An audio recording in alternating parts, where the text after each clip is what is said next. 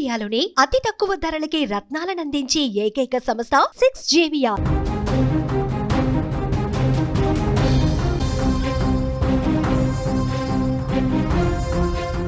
ఒకప్పుడు భారత్ అంటే కేవలం పక్కన ఉన్న పాకిస్తాన్తో పోరు, సరిహద్దు వివాదాలు అనేంతవరకే ఉండేది. కానీ ఇప్పుడు భారత్ అంటే ప్రపంచానికే దిక్సూచి. ప్రధాని నరేంద్ర మోదీ నాయకత్వంలో భారత్ ఒక అంతర్జాతీయ శక్తిగా ఎదుగుతోంది. ఒకప్పుడు అమెరికా ఆధిపత్యం ఉండే ప్రపంచంలో ఇప్పుడు భారత్ తనదైన ముద్ర వేస్తోంది. ఈ క్రమంలో ప్రధాని మోదీ చైనాలో అడుగు పెట్టడం ఒక చారిత్రాత్మక ఘట్టం. ఇది చైనా, రష్యా, భారత్ వంటి దేశాలు ఒక కూటమిగా ఏర్పడేందుకు సంకేతాలని విశ్లేషకులు చెబుతున్నారు. ఈ పరిణామాలు అమెరికాలో గుబులు పుట్టిస్తాయని కూడా వారు అంచనా వేస్తున్నారు. ప్రధాని నరేంద్ర మోదీ చైనా పర్యటన ప్రపంచ రాజకీయాల్లో ఒక కీలక మలుపుగా మారింది. 2020లో గల్వాన్ లోయ ఘర్షణల తర్వాత మోదీ చైనాలో పర్యటించడం ఇదే మొదటిసారి. ఈ పర్యటన అమెరికాకు ఒక బలమైన సందేశాన్ని పంపుతుందనే అంచనాలున్నాయి. అమెరికా అధ్యక్షుడు డొనాల్డ్ ట్రంప్ అనుసరించిన సంరక్షణాత్మక వాణిజ్య విధానాలు, ముఖ్యంగా ఇతర దేశాలపై విధించిన టారిఫ్లు ప్రపంచ ఆర్థిక వ్యవస్థను బాగా దెబ్బతీశాయి. ఈ నేపథ్యంలో భారత్, చైనా, రష్యా వంటి దేశాలు ఒకే వేదికపైకి రావడం అమెరికాకు పెద్ద సవాల్ని విసిరిందనే చెప్పాలి. ఒకప్పుడు పాకిస్తాన్తో మాత్రమే పోరాటం అనుకున్న భారత్ ఇప్పుడు అమెరికాకు ధీటుగా ప్రపంచ రాజకీయాలను శాసించే స్థాయికి చేరుకుందని చెప్పాలి. జపాన్ పర్యటనలో విజయవంతమైన తర్వాత ప్రధాని నరేంద్ర మోదీ చైనాలో ఇవాళ అడుగుపెట్టారు. తియాన్జిన్కు ఆయన చేరుకున్నారు. చైనా చేరుకున్న భారత ప్రధానమంత్రి నరేంద్ర మోదీకి అక్కడ ఘన స్వాగతం లభించింది. టియాన్జిన్లోని బిన్హాయ్ అంతర్జాతీయ విమానాశ్రయానికి చేరుకున్న మోదీకి అక్కడ నివసిస్తున్న ప్రవాస భారతీయులు బ్రహ్మరథం పట్టారు. భారతీయ సంప్రదాయ నృత్యాలు, సాంస్కృతిక ప్రదర్శనలతో ఆయన్ను ఆహ్వానించారు. వందే మాతరం, భారత్ మాతాకి జై అంటూ దేశభక్తి నినాదాలతో ఆ ప్రాంతమంతా మారుమోగింది. ఇక షాంఘాయ్లో రేపు సహకార సంస్థ శిఖరాగ్ర సదస్సులో ఆయన పాల్గొంటారు. ఈ సదస్సులో ఆయన చైనా అధ్యక్షుడు జిన్పింగ్తోనూ, రష్యా అధ్యక్షుడు పుతిన్తోనూ భేటీ అవుతారు.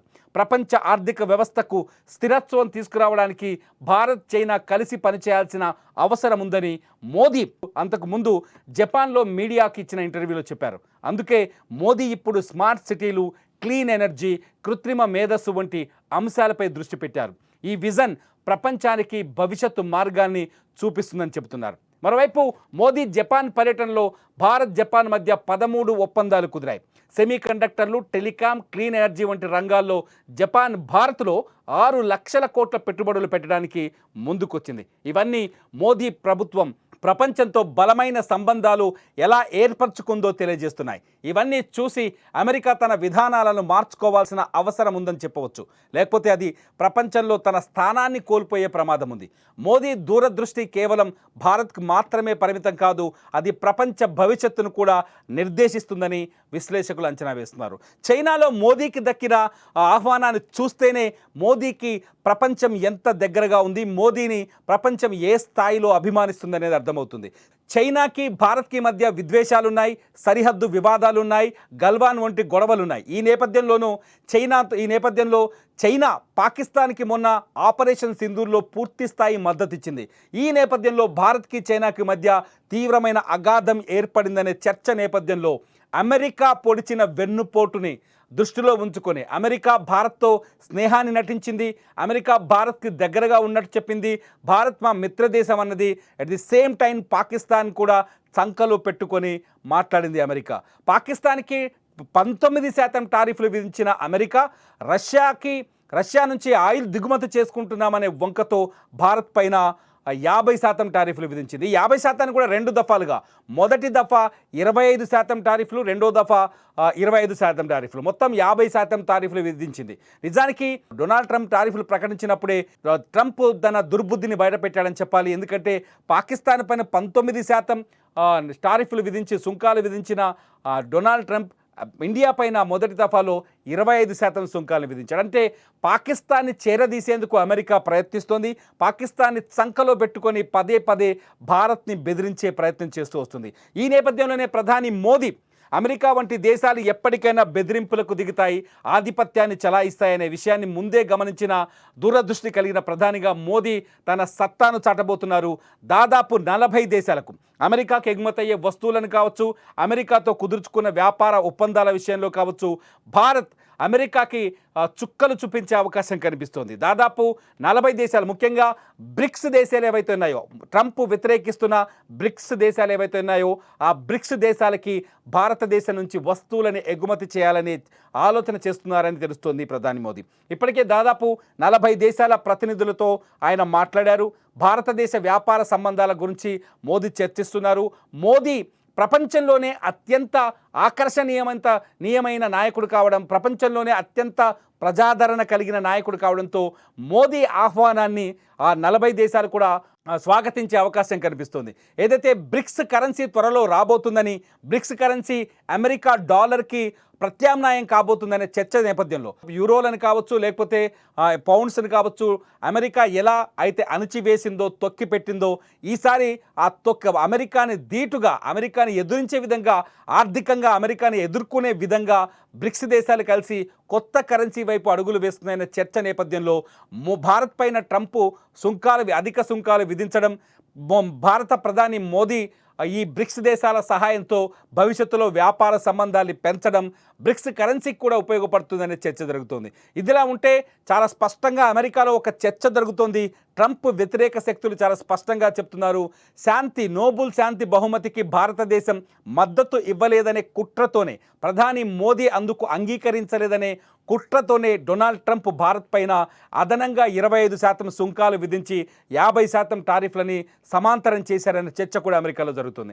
At the same time Bharat Pakistan యుద్ధాన్ని నేనే ఆపాను అని ట్రంప్ పదే ప్రపంచ మీడియా ముందు మొత్తుకుంటున్నా దీనికి భారత్ ఇప్పటి వరకు అంగీకారం తెలపకపోవడం, భారత్ ట్రంప్ వ్యాఖ్యల్ని ఖండించడం, ట్రంప్ను వ్యతిరేకించడం, భారతీయులంతా ట్రంప్కు వ్యతిరేకంగా నినదించడం కూడా ట్రంప్ స్వార్థపూరితమైన ఆలోచనగా, అట్లాగే టారిఫ్లు విధించడానికి కారణంగా అమెరికాలో ఒక చర్చ జరుగుతుంది. ఎందుకంటే అమెరికాలో భారతదేశం నుంచి అనేక మంది పౌరులు అమెరికాలో ఉన్నారు, అనేక మంది అక్కడ గొప్ప స్థాయిల్లో పనిచేస్తున్నారు. ముఖ్యంగా భారతదేశం నుంచి దిగుమతి చేసుకునే వస్తువులు అమెరికాలో ఎక్కువగా వినియోగంలో ఉన్నాయి. ఇప్పుడు ట్రంప్ తీసుకున్న నిర్ణయంతో భారతదేశం నుంచి అమెరికాకి ఎగుమతి అవుతున్న వస్తువుల ధరలు అమాంతం ఆకాశానికి ఎగిరిపోయాయి. నిన్న మనం చూసాం, ఒకసారి కందిపప్పు ధర అమెరికాలో కిలో కొనాలి అంటే ఇవాల్టి రేటు ప్రకారం $800, ఇండియన్ కరెన్సీ $800 ఖర్చు చేయాల్సిన అవసరం ఉంది. అరకిలో కొనాలి అంటే కనీసం $400 ఖర్చు చేయాల్సి ఉంది.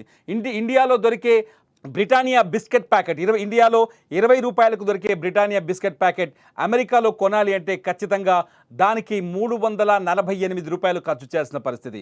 భవిష్యత్తులో ఈ ధరలు మరింత పెరిగే అవకాశం కూడా కనిపిస్తుంది. అంటే భారతదేశం నుంచి అమెరికాకి ఎగుమతయ్యే వస్తువులని ధరలు పెంచడం వల్ల అమెరికా ఆర్థిక వ్యవస్థ కూడా సమస్య తలెత్తే అవకాశం ఉందని ఒక అంచనా వేస్తుంది. నిజానికి ఈ టారిఫ్ల వెనుక కేవలం రష్యా నుంచి ఆయిల్ కొనుగోలు చేస్తున్నందుకే కాదు. టారిఫ్లను ఒకసారి ఆలోచించాలి. ట్రంప్ 2 దఫాలుగా టారిఫ్లు విధించారు. ఒకటి 25%, ఆ తర్వాత అదనంగా 25%. మొదట 25% ట్రంప్ టారిఫ్లు విధించడానికి మొదటి కారణం ఏంటంటే భారతదేశంలోకి అమెరికాకు సంబంధించిన వస్తువుల్ని కావచ్చు, వ్యవసాయ ఉత్పత్తుల్ని కావచ్చు, మత్స్యకార ఉత్పత్తుల్ని కావచ్చు భారతదేశానికి ఎగుమతి చేయాలని, అది కూడా తక్కువ టారిఫ్లను ఎగుమతి చేయాలని ట్రంప్ అమెరికా ఎప్పటి నుంచో ఒత్తిడి చేస్తున్నారు. దీనికి భారత ప్రభుత్వం అంగీకరించట్లేదు. ముఖ్యంగా ట్రంప్ భారత ప్రధాని నరేంద్ర మోదీ పూర్తిగా వ్యతిరేకిస్తూ వస్తున్నారు. ఎందుకంటే భారతదేశంలో పరిశ్రమ ఉంది, అట్లాగే మత్స్యకార పరిశ్రమ ఉంది, వ్యవసాయం ఆధారిత పరిశ్రమలు అధికంగా ఉన్నాయి. ఈ మార్కెట్ పైన అమెరికా పెత్తనం చెలాయించడానికి ఇష్టం లేదనే మొదటి నుంచి భారత ప్రధాని మోదీ అమెరికా ఎగుమతులను వ్యతిరేకిస్తూ వస్తున్నారు. ఈ నేపథ్యంలో భారత్పై అధిక సుంకాలు విధించి ఎలాగైనా బ్లాక్మెయిల్ చేయాలని అమెరికా ప్రయత్నించింది. దానికి భారత్ తలంచకపోవడంతో అమెరికా అదనంగా రష్యాని అడ్డంగా పెట్టుకొని, రష్యా నుంచి ఆయిల్ దిగుమతి చేసుకోకూడదని అడ్డం పెట్టుకొని ట్రంప్ భారత్ పైన అదనంగా 25% సుంకాలు విధించాడు. ఈ నేపథ్యంలోనే ట్రంప్ అట్లాగే రష్యా అధ్యక్షుడు పుతిన్ సమావేశం కూడా ప్రపంచవ్యాప్తంగా చర్చనీయాంశమైంది. పుతిన్ ట్రంప్ పైన ఆధిపత్యాన్ని చెలాయించారు. ట్రంప్ పైన తీవ్రంగా వ్యతిరేకించడంలో, లేకపోతే ట్రంప్ పైన పైచేయి సాధించడంలో పుతిన్ సక్సెస్ అయ్యారనే చర్చ కూడా జరుగుతున్న నేపథ్యంలో ఇవాళ భారత ప్రధానమంత్రి నరేంద్ర మోదీ చైనాలో అడుగుపెట్టడం, చైనాలో షాంఘాయ్ కోఆపరేటివ్ ఆర్గనైజేషన్ సమావేశంలో పాల్గొనడం, షాంఘాయ్ కోఆపరేషన్ ఆర్గనైజేషన్లో చైనా అధ్యక్షుడు జిన్పింగ్తో భేటీ అవ్వడం, అంతేకాదు ఇటు రష్యా అధ్యక్షుడు వ్లాదిమిర్ పుతిన్తో కూడా భారత ప్రధాని నరేంద్ర మోదీ సమావేశమయ్యే అవకాశం ఉంది. పుతిన్ కూడా కలిసే అవకాశం ఉంది. ఈ నేపథ్యంలో త్రిశక్తి కూటమిగా ఈ 3 దేశాలు కలిసి ఒక త్రిశక్తి కూటమిగా అవతరించే ఛాన్స్ ఉందని ప్రపంచ మీడియా చర్చిస్తోంది. మోదీ ఒక శక్తివంతమైన ముగ్గురు నాయకులు. నిజాన్ని చెప్పాలంటే భారత ప్రధాని నరేంద్ర మోదీ శక్తివంతమైన ప్రపంచ నాయకుడిగా ఎదిగారు. అట్లాగే జిన్పింగ్ రెండవ ఆర్థిక వ్యవస్థతో ఆయన కూడా ఒక శక్తివంతమైన ప్రపంచ నాయకుడిగా ఎదిగారు. పుతిన్ గురించి చెప్పాల్సిన అవసరం లేదు. మొదటి నుంచి కూడా రష్యా బలమైన ఆర్థిక వ్యవస్థ కలిగిన దేశం, అట్లాగే మంచి స్నేహ సంబంధాలు కలిగిన దేశంగా రష్యా కూడా ప్రపంచంలో అత్యంత శక్తివంతమైన దేశంగా ఉంది. ఈ 3 శక్తివంతమైన దేశాలు ఒక్కటైతే అమెరికా భవిష్యత్తు ప్రశ్నార్థకంగా మారే అవకాశం చాలా స్పష్టంగా ఉంటుంది. ఈ నేపథ్యంలోనే బ్రిక్స్ దేశాలు కూడా భారత్ పైన విధించిన సుంకాలకు కావచ్చు, చైనా పైన విధించిన సుంకాలని కావచ్చు పూర్తిగా వ్యతిరేకించడం, రష్యాకి మద్దతుగా ఉండడం, భారత్ చైనాకి భరోసా ఇవ్వడం, ఇదంతా చూస్తుంటే అమెరికా ఆర్థిక వ్యవస్థకు ఇది తీరని సంక్షోభాన్ని సృష్టించే అవకాశం ఉందని కొందరు ఆర్థికవేత్తలు అంచనా కూడా వేస్తున్నారు. ఇదిలా ఉంటే భారత్ ప్రధాని నరేంద్ర మోదీ చైనా పర్యటన నేపథ్యంలో భారత్లో గతంలో నిషేధించబడిన చైనా వ్యాపార సంస్థలు కావచ్చు, లేకపోతే యాప్లు కావచ్చు, సోషల్ మీడియా యాప్స్ కావచ్చు, వీటన్నింటినీ పునరుద్ధరిస్తారా? మళ్ళీ చైనాకి భారత్కి మధ్య స్నేహ సంబంధాలు పెరగబోతున్నాయా? భారత్ మార్కెట్లో చైనా వస్తువులు మళ్ళీ కనిపించే అవకాశం ఉందా అనే చర్చ కూడా జరుగుతుంది. ఎందుకంటే పారిశ్రామిక రంగంలో చైనా ప్రపంచంలో ముందు వరుసలో ఉంది. వాటి పారిశ్రామిక ఉత్పత్తులు కావచ్చు, ముఖ్యంగా గృహోపకరణ వస్తువులు కావచ్చు, లేకపోతే వినియోగదారులుగా ఎక్కువగా ఈ గృహోపకరణాలతో పాటు ఎలక్ట్రిక్ వస్తువులు కావచ్చు, మొబైల్ ఫోన్ వంటివి కావచ్చు, చైనాలో చాలా వేగంగా ఉత్పత్తి జరుగుతున్నాయి. చైనా నుంచి గతంలో భారతదేశంలోకి అనేక కంపెనీలు వచ్చి ఇక్కడ సక్సెస్ కూడా అయ్యాయి. ఈ నేపథ్యంలో మళ్ళీ భారత్కి చైనాకి మధ్య స్నేహ సంబంధాలు కుదిరితే ఖచ్చితంగా పోయిన టిక్టాక్ యాప్తో పాటు అనేక రకాల యాప్స్ మళ్ళీ అందుబాటులోకి వస్తాయి, అనేక రకాల మొబైల్ ఫోన్స్ అందుబాటులోకి వస్తాయనే చర్చ కూడా జరుగుతుంది. చూడాలి షాంఘాయ్ కోఆపరేటివ్ ఆర్గనైజేషన్ సదస్సు తర్వాత ప్రపంచ ఆర్థిక విధానాలు కావచ్చు, ప్రపంచ వ్యాపార ఒప్పందాలు కావచ్చు ఏ విధంగా ప్రభావితం కాబోతున్నాయి. భారత ప్రధాని నరేంద్ర మోదీ మాత్రం ఇప్పుడు ప్రపంచానికి ఒక మార్గదర్శకంగా కనిపిస్తున్నాడనేది మాత్రం వాస్తవంగా కనిపిస్తుంది. మీరేమనుకుంటున్నారు? భారత ప్రధాని నరేంద్ర మోదీ ట్రంప్ ప్రతిష్ట కంటే కీర్తి కంటే ముందు వరుసలో ఉన్నారని మీరు భావిస్తున్నారా? మీరు ఈ వీడియో కింద కామెంట్ చేయండి. చూస్తూనే ఉండండి లైవ్ అప్డేట్స్ కోసం సుమన్ టీవీ డిజిటల్ లైవ్, అట్లాగే సుమన్ టీవీ లైవ్.